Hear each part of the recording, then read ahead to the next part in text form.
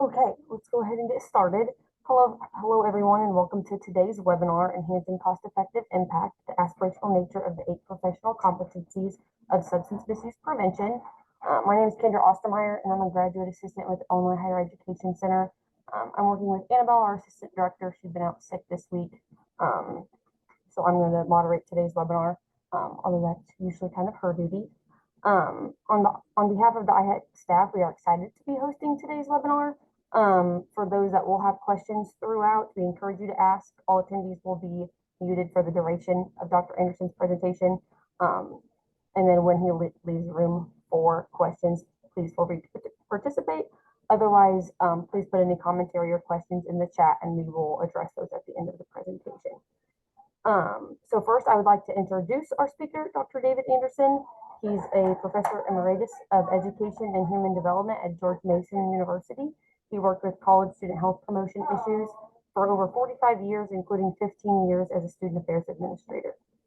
He prepared the guide to the 8 professional competencies for higher education substance misuse prevention in 2022 and moderated a complimentary 8-part webinar series produced by the Drug Enforcement Administration in 2023.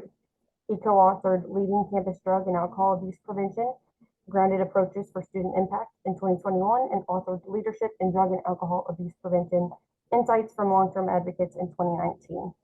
He has co-authored the College Alcohol Survey since 1979, edited A Winning Combination, developed the Campus Drug and Alcohol Prevention Resource Book, and co-authored the Source Book in 1996, 1997, and 2000, and the Task Force Planner in 1998 with Promising Practices, Campus Alcohol Strategies.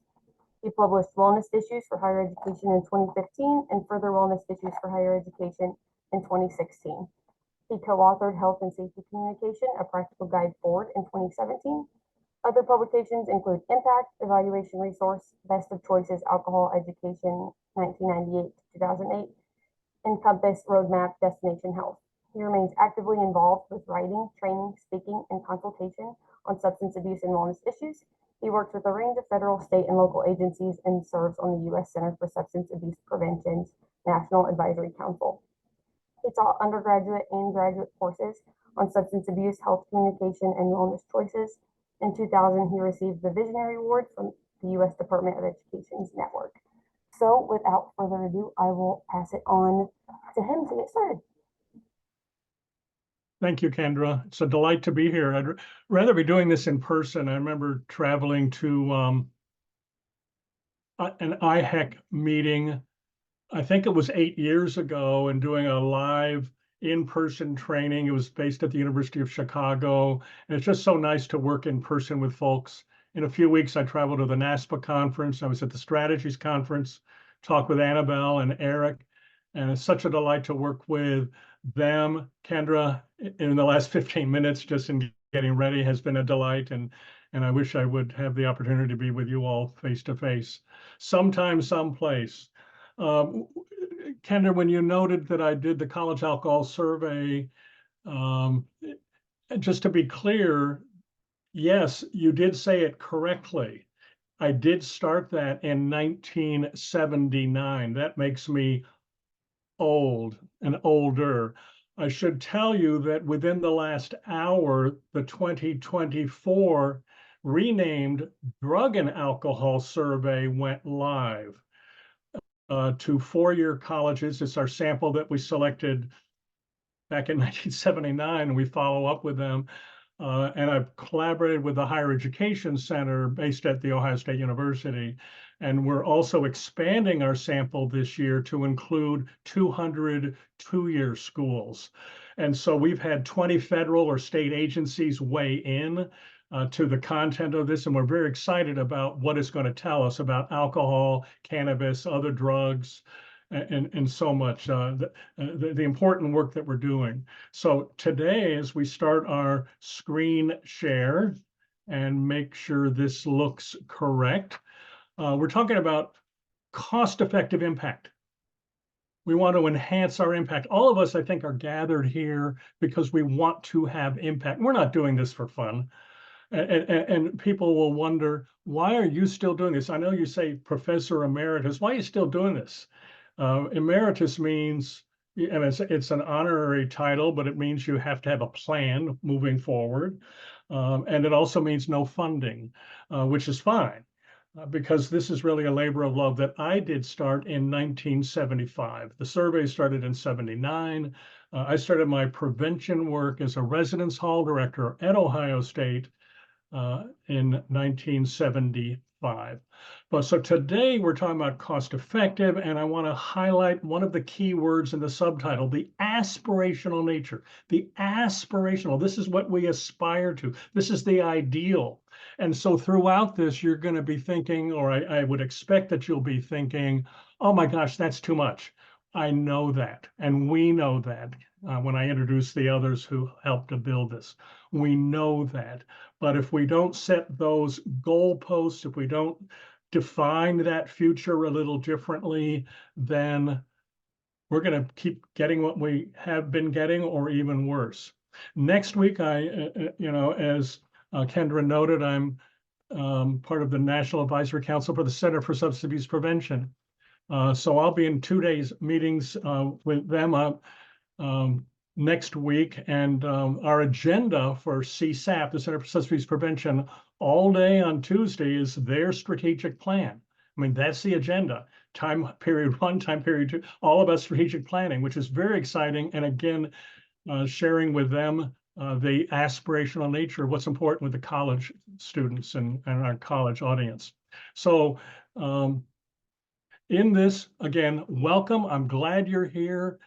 This is being recorded. I'm sure it's going to be available later. The resource that I'm going to embed my remarks around is a free downloadable resource. Here are our objectives. We're talking about the context of our professional development needs. We can always do better. I can continue, and I do continue to learn.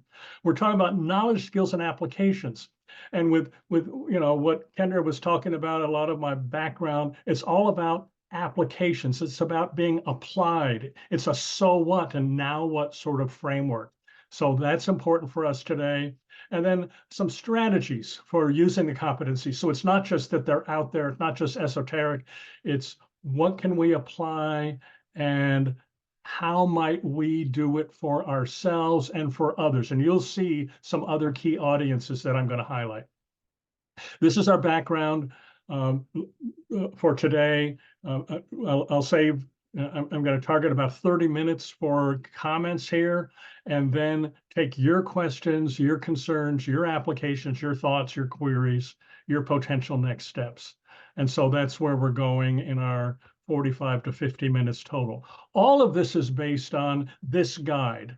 This guide, again, this is what I shared as a downloadable guide. It's a downloadable resource. It's free. And again, more about that. It's again for your professional skills.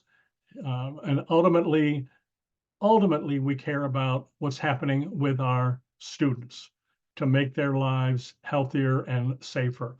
It's at this website, which links right into the Mid-America PTTC, Prevention Technology Transfer Center. So where'd this come from? So as a piece of context, and this comes from the College Alcohol Survey, again, renamed the College Drug and Alcohol Survey. If you look at point in time, we see substance misuse that continue on our campus. This is not a trend line. This is the 2021 data. Our triennial survey takes a point in time, and we put it all together if we want to look at longitudinal. So we're going to have new data. I'll tell you, within the first hour, one person has already completed the survey, as I just looked at the data set. Our environments negatively affect the quality of life and student academic success.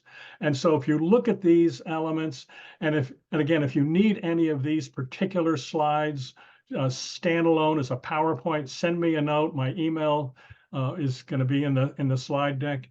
And send me a note, and I'm happy to send these to you, as well as long-term trend lines. But the point is, alcohol, not drugs, alcohol alone is involved with this extent of time. And then we talk about the prevention specialists. That's you and your colleagues on campus. You have a lot of different hats that you wear. If we look at again, from the College Alcohol Survey 2021, how do they spend their time? Counseling's 13%, education is a little over a third, doing some training. So it's a lot of different roles. And so you really need a team. You need a coalition. You need colleagues on campus that can be helpful.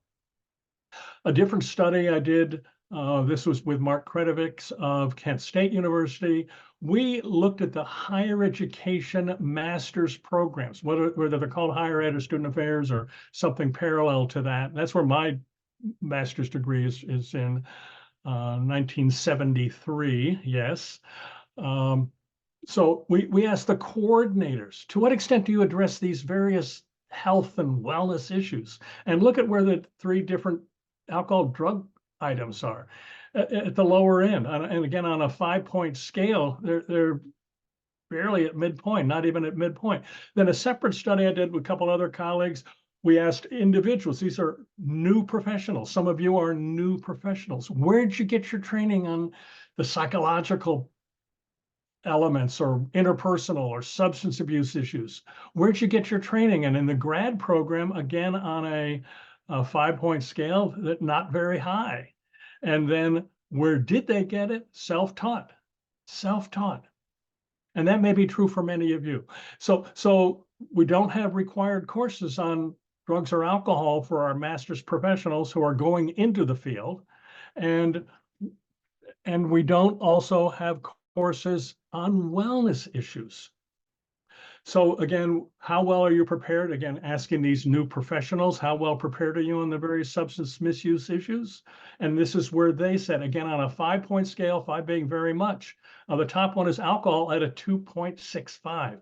That's not very high. And they're acknowledging they don't have that preparation. So that's the background, that's the research, that's the contextual background about the professionals. And so where did this all come from? It came from the Mid-America Prevention Technology Transfer Center. I got a call from them saying, hey, we need something that this would be helpful, I think, to help advance the implementation of sound strategies. What sort of preparation, what sort of skills are needed by the professionals who are guiding this work on our campuses. It was a 9-month project. We ended up with, get this, 864 competencies. That's a lot. I came up with 12 constructs. I used a lot of different resources. This is the majority of the resources that I use. Some of those are familiar to you. And that ended up with all those 800 plus competencies. I put it in these 4 areas. There are 12 overall topic areas within those 4 clusters.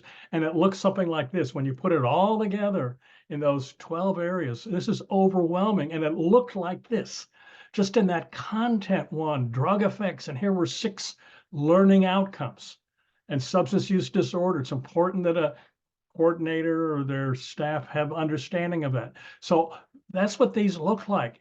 800 and some of these here on this one page right here on strategic planning. What do we see? A dozen out of 860 some. It's overwhelming.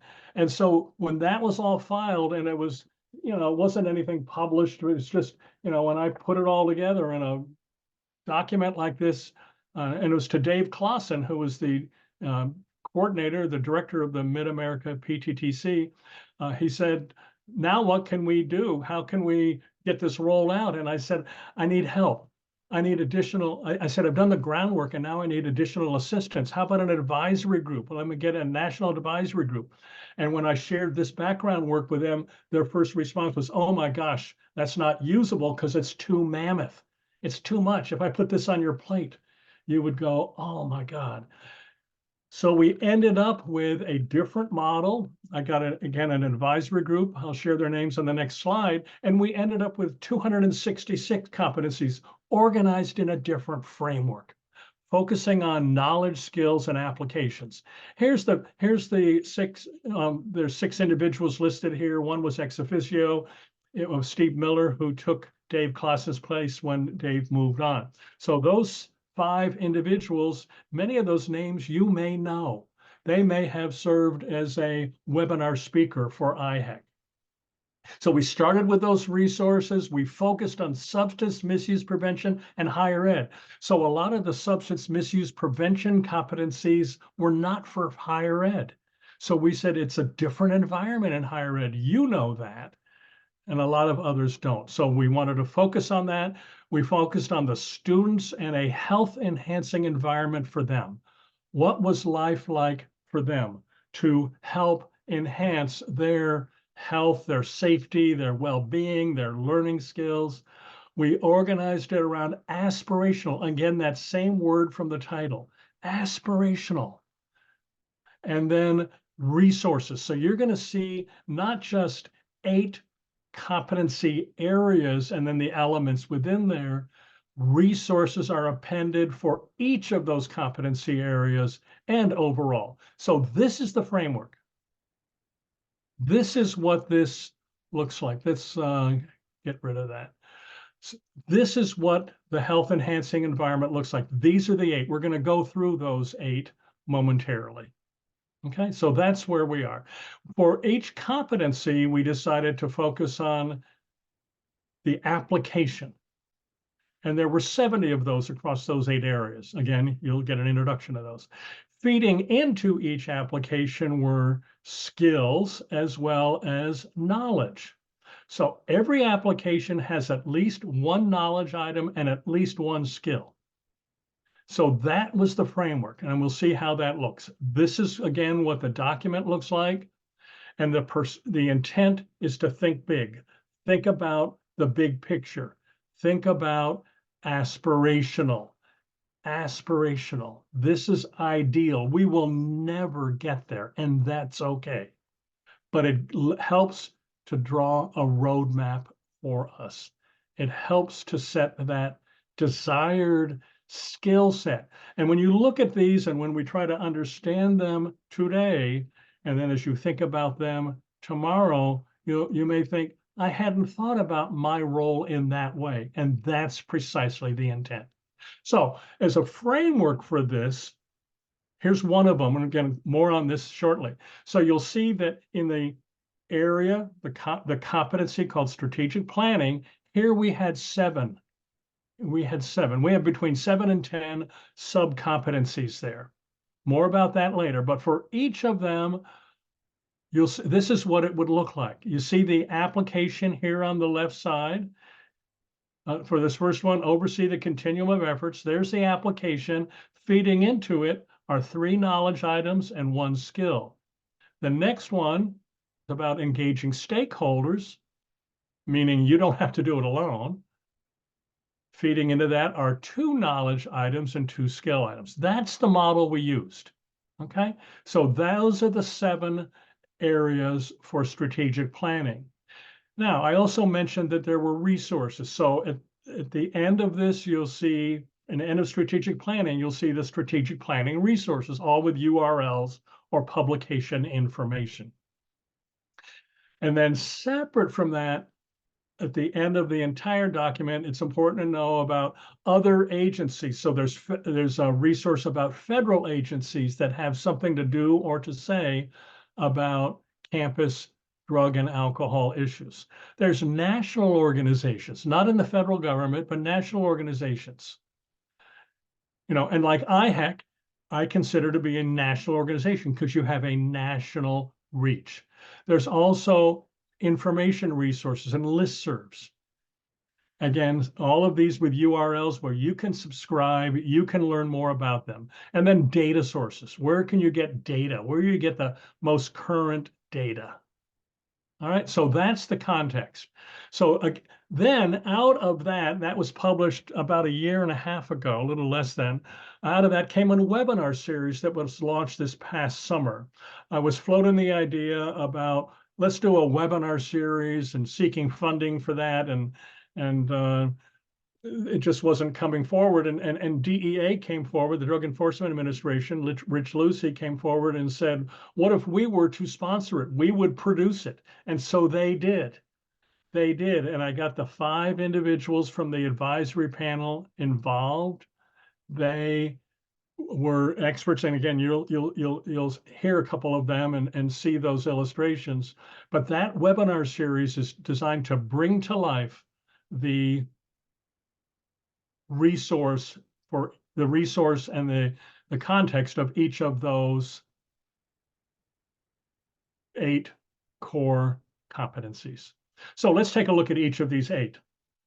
And again, this will be brief, just to give you a framework. Prevention science. Prevention science is very important. This is the foundation for all of it. And these are the 10 areas that we as a team identified. Again, organized under applications with knowledge and skills feeding into that. And so as we do the webinar series, Rich Lucy introduced each one and provided a little context. Here's a couple of quotes. He said this first episode, again in our process, focuses on prevention science, a natural springboard. So it's important, it's critical to have a firm grasp of prevention science. And again, this last sentence here, we do know what works. We have more than 3 decades of prevention science to guide us. And that's important.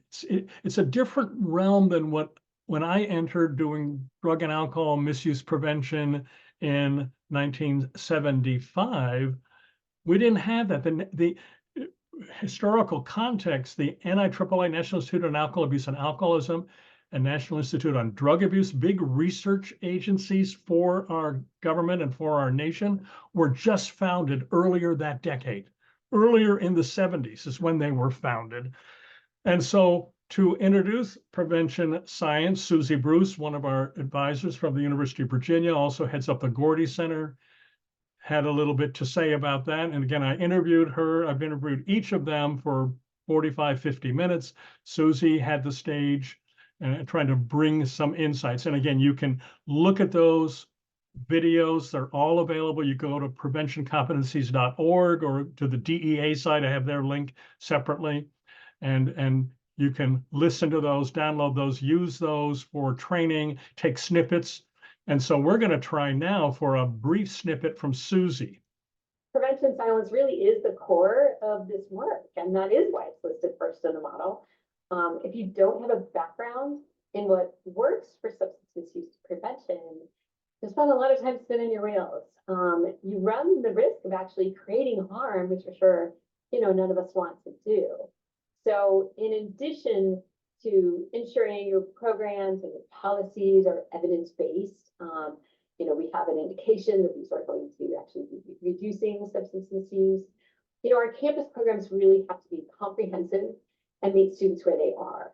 So in terms of, their drug, alcohol use or misuse or non-use, as well as how we craft our messages and our strategies. So again, a quick snippet from Susie, and again, you can hear more when you download that file. Drugs and alcohol, it's important to have our content knowledge so we know what's current. There's new things with fake pills. You hear Rich Lucy talk about fake pills a lot, and that's in the news a lot. So that's current. We didn't talk about that years ago. Current information about substance use disorder, a term we didn't use over 10 years ago. So what is the current information? Fentanyl and what's coming in 2025 and 2028, et cetera. So again, drugs and alcohol, knowing about recovery services, a step care approach, support services, and what that all means. Again, when you look at the resource, the entire resource, and again, the resources in that segment, you can get a better handle about what that content area is, what that competency area is, and where to get more information that's current. So again, this is the sort of thing that's important. If you're the full-time coordinator, that's vitally important for you. But if you're the grad assistant, or you're a part-time employee, or you're a prevention educator, or a student peer educator, or a faculty member affiliated, you want to make sure they have good information and definitely not misinformation. So Tom Hall talked about that. He used to be at the University of Central Florida, took a job a couple of years ago running a county-wide coalition in Orange County, Florida, which is Orlando area. So I'm not going to highlight each of them, just a couple to help you see the sort of tone we had in those discussions. And again, part of that tone was a series of questions that I asked of each of them, like, what does the topic area of strategic planning, for example, mean to you, Dr. Moses? And that's who we interviewed here. And then how do you apply it? And what are some examples? And then I would often do follow-on questions, linking different answers of theirs from their different comments that they made. So this is what we talked about with strategic planning. And again, more about that with a later resource. What Rich said at the very beginning is strategic planning is vital, and it's important to have a process. You know, if you're not familiar with Prevention with Purpose, that just came out with a new edition last month, unveiled at the NASPA Strategies Conference, and as well as their different appendices, the different standalone resources. Karen from Arizona State University, Dr. Moses, talked about, again, strategic planning with all of her efforts doing strategic planning. Needs assessment, evaluation, and research we put together. They have some of the same flavor. Again, I have a resource on this appended at the end of this webinar. And so if you're looking at promoting an assessment culture to utilizing current information and also information that's locally appropriate, again, that lower left, localized evaluation approaches. We can look at national data from the NCHA, for example, also whether it's a national study, the Monitoring the Future, but also localize it using quantitative and qualitative approaches and continuously try to improve that.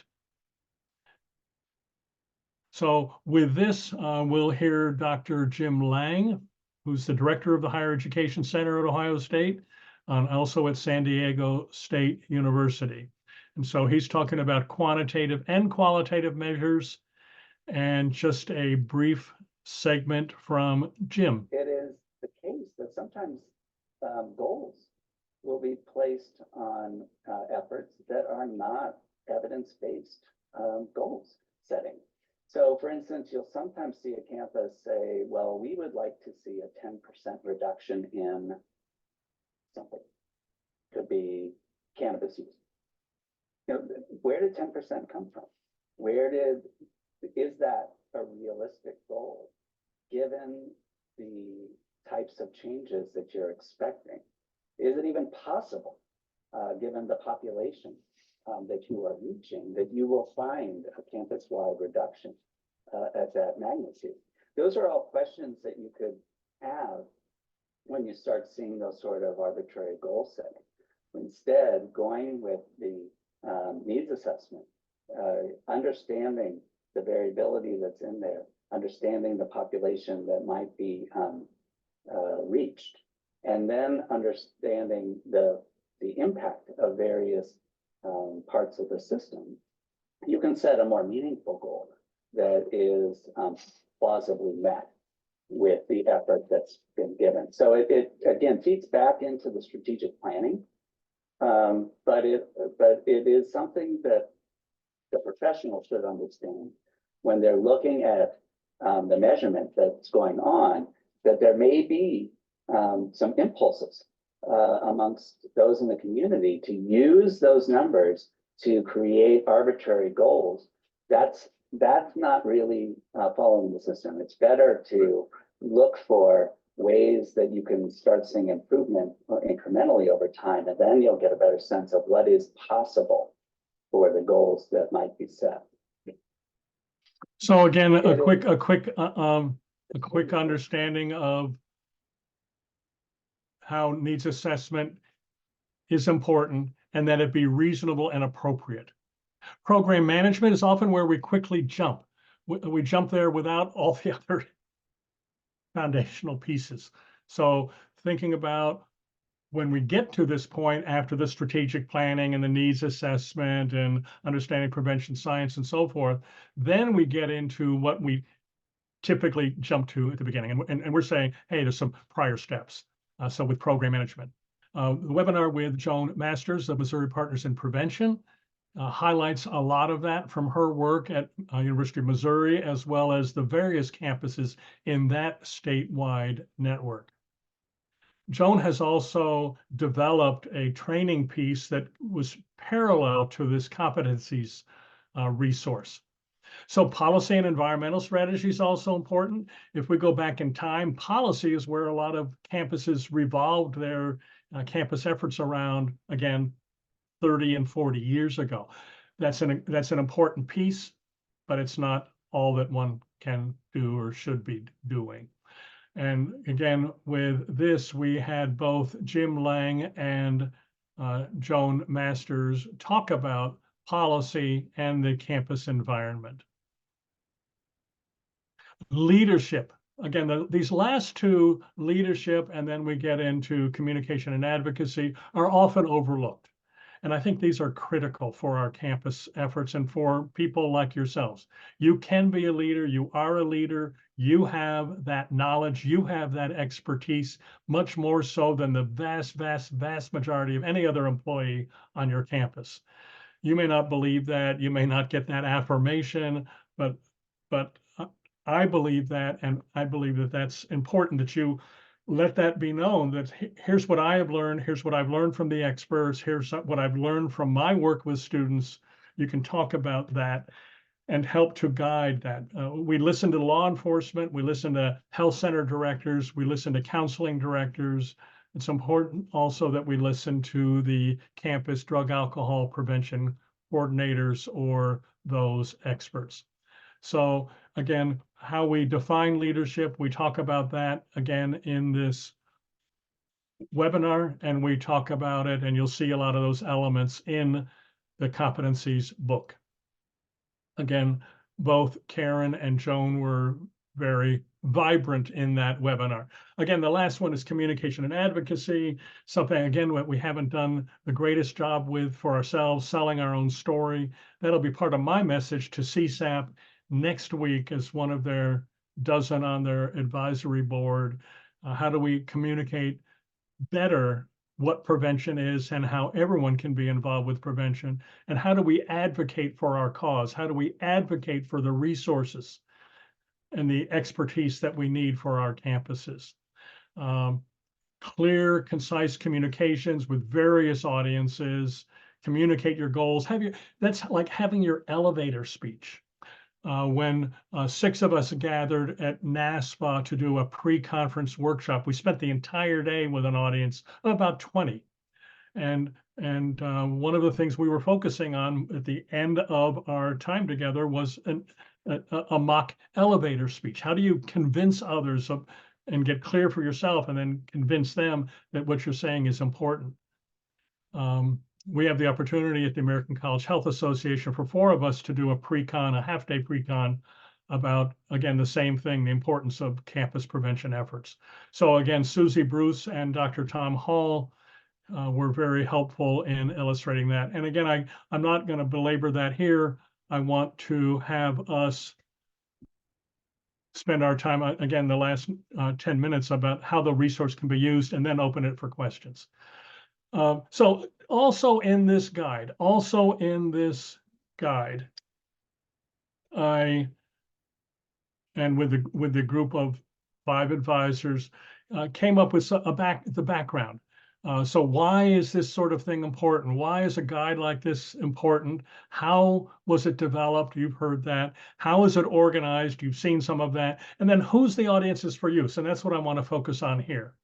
So again, part of the why, again, you've seen some of it, but it's to understand the effectiveness of service delivery. Again, for the title of this one, cost-effective impact. That's what we want. We want impact and we want them to be cost-effective, okay? And so the initiative was to bolster our foundations for you, and it's something where you can take this resource and go into your boss's office or go into their boss's office, the president or the chancellor or the provost, and maybe you'll be invited to talk to your board of governors, board of directors, board of visitors about the importance of the professionalization and enhanced resources for this. Some of the context of this, having comprehensive efforts. There's a lot of research and evaluation, as Rich said in the introduction of one of those, as I cited. There's a lot that we do know. There are I've mentioned the strategic prevention framework, I mentioned Rich's resource Prevention with Purpose, which is based on the strategic prevention framework, which in and of itself is 20 years old. And then Tom Hall and I have a book, again, I'll highlight that shortly, when we have a 9-step planning model. So who might be the audience for you? So we've been talking about mainly you, the prevention specialist. And in this resource, we highlight these other 6 organizations or groups. Okay, academic preparation programs, again, going back to the rationale for this, there isn't much attention. So if you have that on your campus or nearby, maybe you can advocate for that. When I was at NASPA last year, I sat with academic program coordinators in 2 different roundtable discussions. I'll do the same next month with them, and trying to promote attention to wellness issues and drug and alcohol issues in particular. And for each of those, we wrote a paragraph. So again, here's 4 of them written up about how might they be able to use it. And as you read this, you can say, hey, this gives me an idea about how I might reach out to these professional colleagues or these people in campus leadership, or I'm part of a national advisory group or a state advisory group. Again, that's one of them also. And again, here's a couple of the bullets that emerge from that summary. Again, if you look at those pages in the resource, you can read more there. Okay, so as we start to wrap up, again, I have some other resources after I hear from you, but the point is that your professional development is an important and a big undertaking, but we believe that you really do want to have health, safety, and success for the students. I can't say that enough. That's based on your commitment, your leadership, your guidance. And by thinking in terms of these 8 elements, perhaps that helps to push your campus effort, even your own sense of balance for yourself as you think about how do you orchestrate the campus effort. You can't do it all alone. You can't have all those skills. Who can you engage that will help you with the communication and advocacy? Who can you help? Who can you gather at your table that helps you with needs assessment and evaluation? Who can you put at the table that helps you with program management or your understanding of current state of affairs with drugs and alcohol? So I'm going to halt there, see what sorts of questions there are. I'm going to put my headphones in so I can hear a little more clearly. But let me stop the share and go back to you, and then we'll come back in the last 5 minutes with some other resources. So Kendra, maybe you can help orchestrate questions. I see there's a few notes in the chat. I haven't accessed those, so those might be a question. The only thing we had in the chat was about your website, which I went ahead and responded to her with your. Say it again. The only question in the chat was sharing what the URL for your website was. Yeah, the URL, that's on a closing slide, but the URL is www.caph, Center for the Advancement of Public Health, .gmu.edu. And so while I left Mason 8 years ago, the website, they still maintain that with a lot of resources. And so like the latest college alcohol survey results are up there. And as we get the new 2024 drug and alcohol survey results, those will get posted there this summer. I'm going to highlight an evaluation research I did for the NCAA about 15 years ago. And it's got some worksheets and some sample instruments. It's called Impact Evaluation Resource. That's there. Some self-assessment tools that link to the college alcohol survey are there. Lots of resources there. It's all free. It's all free. And there's resources that go beyond colleges for those of you who are involved with schools or community settings. There's other resources there. We did a colleague and I, he's a cultural anthropologist, and I did a very cutting edge study on high school students. We call it the Understanding Teen Drinking Cultures in America. and it had very, very rich data, mainly from a qualitative approach. So I'm, again, happy to talk offline with any of you about that. So www.caph.gmu.edu. And if anyone else has any questions, you Any can. questions, you can go live. Just unmute yourself and you can go live. Don't be shy. You don't want me to call your name out. Or does someone want me to call their name out? Or do you want to, I don't know. I don't know the name. Who wants to ask something? Again, the important thing with this is the aspirational nature, There's a lot here. It's overwhelming. I know that. So, and if you think about when I mentioned prevention with purpose, again, get the latest copy. And it's downloadable with even more resources, or even some of the different add-on publications for campus health centers or student affairs professionals or considering culture. There's a bunch of different short appendices. Again, all available online, all free, all designed to help you be more effective and again, further the grounding. Oh, I see a hand. Sarah, thank you for raising your hand, and just unmute yourself and we can talk. Hi. Hi. First of all, thank you so much for your extensive knowledge. I have only been in prevention now for a little under 2 months. So Good it's for very you. new. Good for you. Very Welcome, new. welcome. Thank you. I found it interesting because I have my master's in public health, and I was thinking when you were showing where we've learned our information, I don't remember in those 2 years touching on substance use prevention once. Maybe we Yeah. did, and I'm just not recalling. But I found that very interesting. Yes, Sarah, when I cited that research, that was about not masters in public health, it was masters in higher ed. But Okay. it's even a sadder statement. Yes. If I were to do the same study with master's programs in public health. In fact, I was on the ground floor at George Mason maybe 12 years ago, and they were talking about orchestrating a master's program in public health. And I said, thank you for reaching out. Glad to talk with you about it. Seems to me there should be several different tracks. One, for those who would want it, would be in drug and alcohol issues.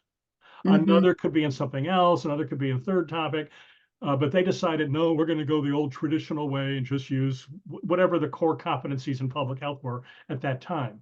And again, they didn't touch on it. And to me, it's important that we get applied. Whether it's in public health, because substance misuse permeates so much of our culture. Yeah. But then if you have someone who's going to go into residence hall work or student activities or student government advising or working with athletics or fraternity sorority life, any of that, we know drugs and alcohol are a large part, not a majority, but a large part of lower potential, lower engagement. And if we're not prepared to identify it, much less deal with it, then we're just not as effective as we could be. So that's where we were hoping that some attention academically, at least in the higher ed prep programs. And then Sarah, to your point, the public health programs, as people in public health go out in the public health setting, how can they better identify and deal with drug and alcohol prevention issues? Again, that'll be part of my message as I go at the national level with CSAP next week.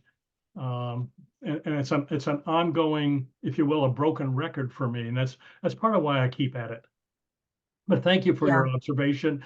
And again, 2 months in, please, what's important, not get too overwhelmed. Find some anchors here with IHEC. Yeah. Find people, whether you're reaching out to Emmanuel or Corinne or Kevin or Elizabeth or Chris, reach out to others, anchor yourself, think about small steps. What can you do to push your envelope, and then who can you engage as allies? That's important. So Thank you. I really thank appreciate you. that. No, Can and I thank you. Yeah, can I ask one more question? I don't know if sure. there's anything in the chat. No, that's fine. I'm not looking at the chat. I focus on live Okay. and people. So please. So we are our current grant, we were able to get an expansion, which is very exciting. Good. And we are expanding into that 18 to 25-year-old college population. Good. And so what I'm wondering is, definitely when we're thinking about prevention in these adults, especially 21, when some of these things are then illegal. Yeah. Yeah. What does prevention from like a harm reduction standpoint look like to you? And then part two, how has that changed from like 1975 till now? Let me start with the second part. In 1975, I remember even after I started my work in prevention, seeing a poster, and I'm going to remember this to, I had already planned to remember this to the CSAP folks next week. There was a poster that had like 12 images of people in it. And it was called The Typical Alcoholic American. Oh, And so picture, like Hollywood squares, but yeah, everyone looked different. yeah, So you had a construction worker, you had someone with a coat and tie, you had a person, a woman here and a person of color there and Native American here, so you had a lot of, so there is no typical alcoholic American. yeah.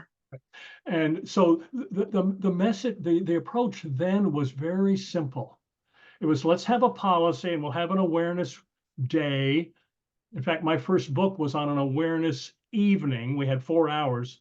Interesting. Yeah, and I was encouraged to write a book about that. It's like, no. Yes. And so I called it That Happy Feeling, because that was the name of our event. But it was, how do you orchestrate like an awareness day or week or month? And that's kind of what we had. Then we had peer education, we had peer theater, we had crash cars. We still have crash cars, but it was pretty simplistic. Mm-hmm. And we didn't, we didn't have the research behind it. Yeah. Yeah. And then I remember being part of a national initiative. We need more research. We need more research, and we got more research. So in terms of harm reduction, that has a bad rap in Yeah. that you think of needle exchange, but you go back to what Dr. Lang said. What is the outcome you want? When I was at Mason, the Board of Visitors, that's a governing board, said, I'm sorry, I was not the AOD coordinator. I was a faculty member who worked with the coordinator, and our coordinator was happy that our high risk drinking rate was 30% when the nation was at 42. Okay. Wow. And the board said, I know you're proud about 30%, but anything higher than 0 is not acceptable. Wow. And that's a literal quote.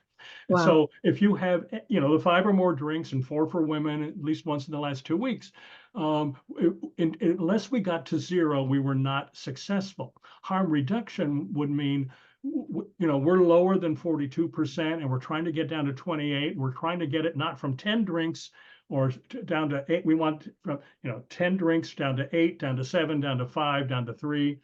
Yeah. So harm reduction makes sense because you're stepping it down, you're stepping down the risk. Mm-hmm. And it's not an all or none. Again, my Yeah. context, kind of like I said with these aspirational, is that we're never going to get there, and we're never going to get to a drug-free America, but we can still aspire to wanting to be as drug and alcohol free with reduced harm, reduced problems as much as we can. Yeah. So, and there's a greater attention at the federal level on the nuances of harm reduction. So, and I believe that CSAP, if I recall correctly from just a few months ago, there's a new, if you will, office or division of harm reduction. So that's something to keep an eye on. What does that look like? And to me, it's not just reducing the harm associated with substance use disorder, but it's also more local or proximate harm, like whether it's sexual violence or any other violence or impaired driving and so forth. So I think harm reduction makes a lot of good sense. Yeah. But it's not a cure-all. For sure. Yeah. I appreciate you sharing, because I definitely happy to talk offline too. Happy to talk, yeah, Sarah. yeah, that's awesome. Thank you. I definitely No, thank appreciate you. your feedback. No, and I thank you. Any other questions? I'm going to jump to the last couple slides. Okay, back to screen share real quick as we're finishing up. Just a couple of quick. Here's a resource that I did about five years ago. I interviewed a bunch of people involved with drug and alcohol misuse prevention. They'd been involved for many, many decades, and I wanted to know their lessons learned. And so I put together a lot of quotes and a lot of their insights into this framework, focusing on what I call the pyramid of success on the left side: competence, confidence, and commitment. I also mentioned that Tom Hall and I did a book. It was published by NASPA. You can see right here in the middle, it's organized around universal, selective, and indicated prevention from the Institute of Medicine. Again, we have a 9-step planning model here, and I'm presenting on that at the NASPA conference in a couple of weeks. If any of you are going to be there, happy to talk with you about that. I mentioned an evaluation resource on my university website. Again, this has worksheets and completed worksheets if you want to see what might help you with, and it's helpful in your own thinking and your planning. And that's what IMPACT stands for. And then Alcohol 101 Plus is a free resource. It's reached about 16,000 people to date. And I've, with Tom Hall, got involved with an independent evaluation. And here are a couple of the highlights. Again, you can look at those later. But here's some highlights from the data that's embedded in the program. And it's grounded in stages of change. And then we did a follow-up assessment, people who were involved 6 to 9 months later. I'm now working on, with Tom, a quasi-experimental design. If any of you are interested in talking further about that, we can talk about that. So let's just go back to the beginning before I thank you. The learning outcomes we set out, the context of professional development needs, the context of why do we need this, some of the key knowledge, skills, and applications for the 8 core competency areas, what we know as the 8 today. It might be the 9 or the 10 in a few years if this were to be redone. And then some strategies for using the competencies, again, when you're thinking about those other affiliates on campus, in the community, and again, your involvement with state and national resources. Speaking up, getting your voice heard. I thank you for your interest. I thank you for your engagement. Again, feel free to reach out to me. Here's the website. Here's my email. Please do not hesitate. If you have questions, you want follow-on, you want some other slides, you have a further query, like a couple of those that were just asked, happy to address those. So again, I thank you for that. I'm going to stop the screen share. And again, I believe, Kendra, that this webinar is available online, and I will share with you a PDF of this for the attendees and for others who could not attend, if they just want the PDF and don't want to go through the whole webinar. Perfect, that'd be great. Yeah, we'll upload the recording of this video, and I can add the slides to our website. Thank you, Dr. Anderson, for presenting with us today. Thank you, everybody, for attending. Please keep an eye out for a post-event survey. This gives us feedback about future events and allows us to track, like, giving you guys your credit for attending. But thank you all for joining us today. Thank you all for all you're doing and all that you're going to be doing. So thank you.